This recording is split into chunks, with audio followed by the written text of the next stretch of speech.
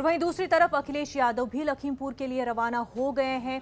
लखीमपुर जाने के लिए उन्होंने पहले ही कहा था, लेकिन उन्हें रोक दिया गया था। अब जो है समाजवादी सरबराह अखिलेश यादव लखीमपुर रवाना हो चुके हैं।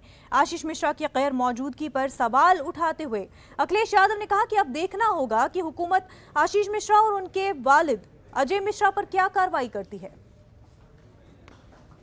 और सुप्रीम कोर्ट ने सुमोटो नोटिस दिया सरकार को।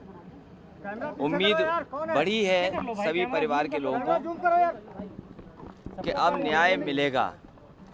सरकार को दिखाना चाहिए और सरकार को बताना चाहिए, ये जो बड़े बड़े विज्ञापन सरकार देती है कि सरकार दमदार सरकार है, तो दमदार सरकार को गरीबों के साथ खड़ा होना चाहिए।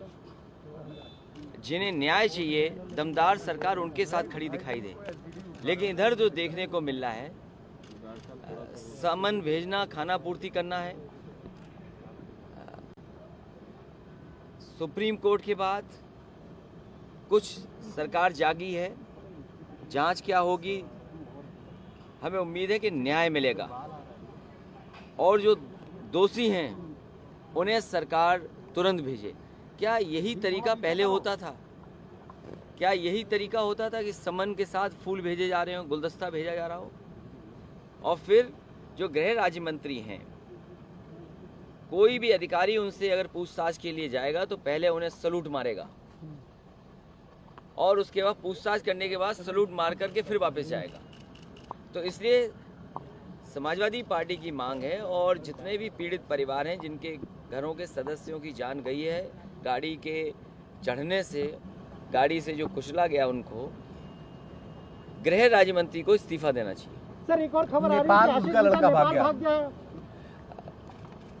अगर ये मुझे जानकारी नहीं है, लेकिन अगर ये जानकारी आपके माध्यम से मिल रही है तो जो गृह राज्य मंत्री हैं उनका नेपाल से पुराना रिश्ता है, उस बॉर्डर से। अगर उनका पुराना देखेंगे, जैसा उन्होंने भाषण में कहा था अपने कि मुझे गृह राज्य मंत्री मत समझो, मुझे सांसद या विधायक मत समझो, मुझे कुछ और समझो, तो समझ लीजिए नेपाल से उनका कैसा रिश्ता रहा है पहले का। इसलिए अगर ये सूचना आपके माध्यम से यहाँ आ रही है और नेपाल भाग गए तो अब तो भारत सरकार को देखना पड़ेगा। उत्तर प्रदेश सरकार के हाथ में तो नहीं चीज़ बची है। अब हमें उम्मीद है कि भारत सरकार भी इसमें हस्तक्षेप करेगी और नेपाल गए तो उन्हें पकड़ करके लाएगी।